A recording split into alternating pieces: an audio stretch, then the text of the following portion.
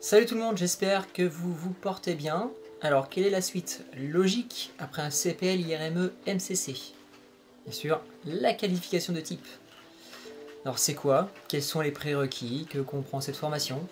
Je vais répondre à toutes ces questions et à la fin, je vous donnerai des conseils pour la réussir. On en parle juste après.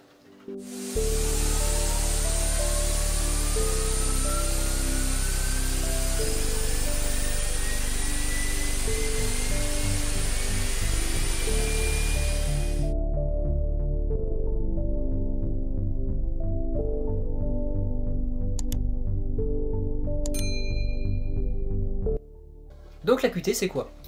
C'est une formation obligatoire pour pouvoir piloter tout aéronef qui nécessite une QT. Donc ça peut aller des turboprops d'affaires comme le Bijou 200 King Air, au long courrier gros porteur comme la 380. Il en existe des centaines de différentes. Quand on est jeune pilote, fraîchement sorti d'école, on a 99% de chance, ou plutôt de malchance, de la payer. Soit en totalité, soit sous la forme d'un bond. Un bond, c'est quoi? Alors c'est comme un crédit, hein, on est prélevé sur salaire tous les mois pendant un certain nombre d'années. Donc suivant l'endroit où vous la faites, l'organisme et le pays, ça peut varier entre 11 et 30 000 euros. Autant dire qu'à ce prix, il ne faut pas se louper. Alors je vous déconseille fortement de vous payer une QT sur un coup de tête, pensant que ça donnera par exemple plus de valeur à votre CV. Non, non, non. Quand vous avez zéro expérience professionnelle et une QT sans heures sur type, ce qu'on appelle une QT sèche, vous avez très peu de chances que ça marche.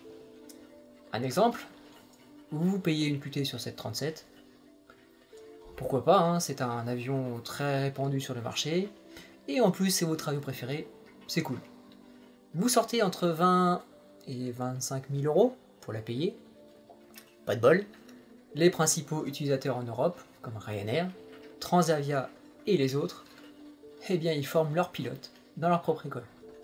Donc autant dire que votre QT ne les intéressera pas du tout. Et si en plus pendant votre recherche d'emploi on vous propose un poste sur un autre avion, avec comme condition de payer la qualif, donc en fait le meilleur conseil que je peux vous donner, c'est que vous payez une qualif si et seulement si vous avez une piste sérieuse ou une promesse d'embauche. Ensuite, quels sont les prérequis pour entrer en QT? Un ATPL ou un CPL couplé à un ATPL théorique. Il faut également un IRME en état de validité, la MCC, une classe 1 valide, un anglais niveau 4 minimum, et côté heures de vol, au moins 70 heures de vol en tant que commandant de bord sur avion. Voilà, c'est tout. Bon, c'est déjà pas mal.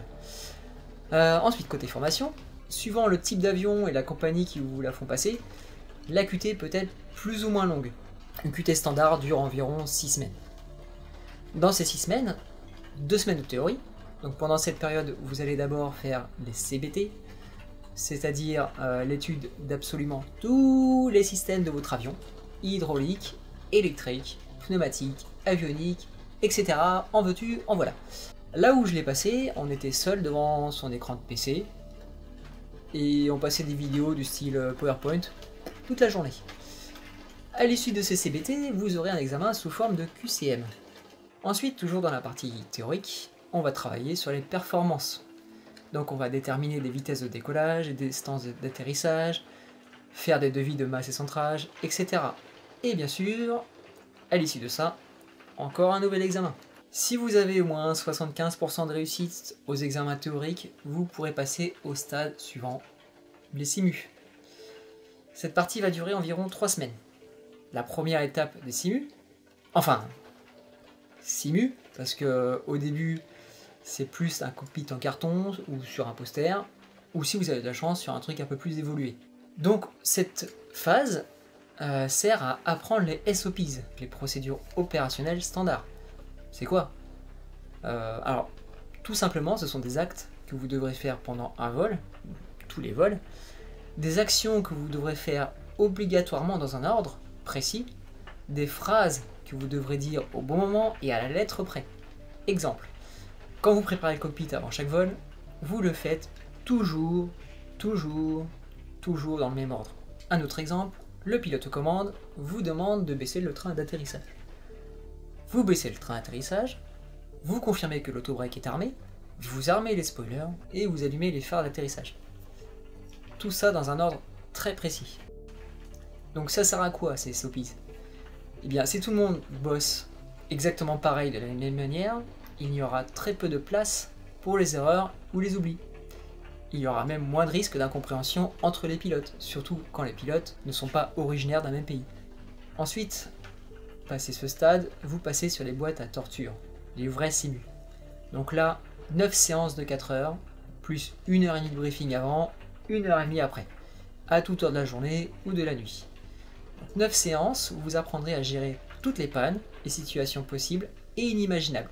Les pannes hydrauliques, les pannes électriques, les feux moteurs, les décompressions, les annulations de décollage, les évacuations, des approches par très faible visibilité avec un moteur en moins et un collègue qui est HS. Ah oui, c'est pas pour rien que j'appelle ça une boîte à torture. La 10e et dernière séance, si tout se passe bien pour vous évidemment, c'est l'examen. Et là, ça va durer 5 heures. Ah oui, il faut au moins ça pour avoir un condensé des 9 autres séances. Examen réussi? Bravo! Vous voilà lessivé, essoré, vous pouvez souffler. Ah non, faut faire la paperasse. Dernière étape, la plus sympa mais aussi très stressante, vous allez piloter un avion commercial. Le Panard, hein. Comme à l'aéroclub, ouais, comme à l'aéroclub. Vous allez faire des tours de piste. Plus précisément, vous allez faire au minimum 5 touch and go et un atterrissage complet. Tout ça vous prendra 45 minutes. 45 minutes qui passent vraiment trop vite.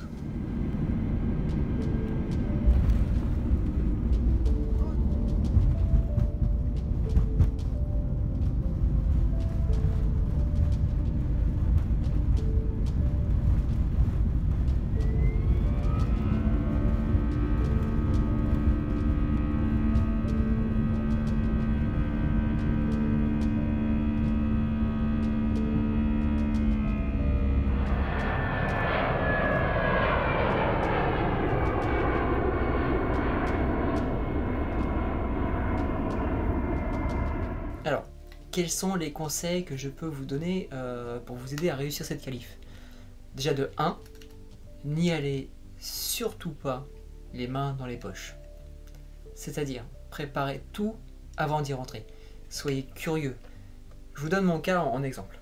J'ai eu l'accord d'entrée en QT début mai 2018 pour un début de formation début octobre. Donc début mai, début octobre, ça fait 5 mois. 5 mois où j'ai travaillé. Facile, 2 heures par jour. Sur internet, on peut trouver toute la documentation nécessaire. Si par chance, vous passez une qualif sur un avion qui est répandu, évidemment. Sur A320, par exemple, on peut avoir les CBT complets sur YouTube. Les QCM, on peut les trouver sur le site Smart Cockpit. Je vous mettrai le lien en description, hein, comme ça vous trouverez tout. Vous avez également des outils formidables, que sont les simulateurs de vol, comme X-Plane ou Prepar 3D. Vous y rajoutez l'avion de votre qualif, un petit PMDG 737 ou FSLab A320, et là c'est du bonheur. Ça plus YouTube, et vous apprendrez par exemple facilement à gérer le MCDU de l'Airbus. En 2, quelques semaines avant, vous recevrez la documentation de votre centre de formation avec les SOPs. Jetez-y un œil dessus, hein. Pas trop, juste pour voir de quoi ça parle. Pendant la période de formation théorique, le soir quand vous rentrez chez vous ou à l'hôtel, mettez-vous sérieusement aux SOPs. Essayez de vous procurer un poster représentant le cockpit de votre avion. Et si en plus vous arrivez à vous loger avec votre binôme de QT, là ça sera parfait. Non seulement vous apprendrez à vous connaître, mais en plus vous vous corrigerez l'un l'autre. Pendant la phase des simulateurs, révisez les simus du lendemain. Aidez-vous de la doc fournie pour voir comment réagir à certaines pannes ou certaines situations. Avec tout ça, les formateurs verront que vous avez bossé et que de ce fait, vous êtes très motivé. Et ça, croyez-moi, c'est un gros plus. J'espère que cette vidéo vous aura plu. Si c'est le cas, n'hésitez pas à vous abonner et à lâcher un pouce bleu. Ça coûte rien et en plus ça motive pour vous en faire d'autres. Sur ce, je vous dis portez-vous bien Salut!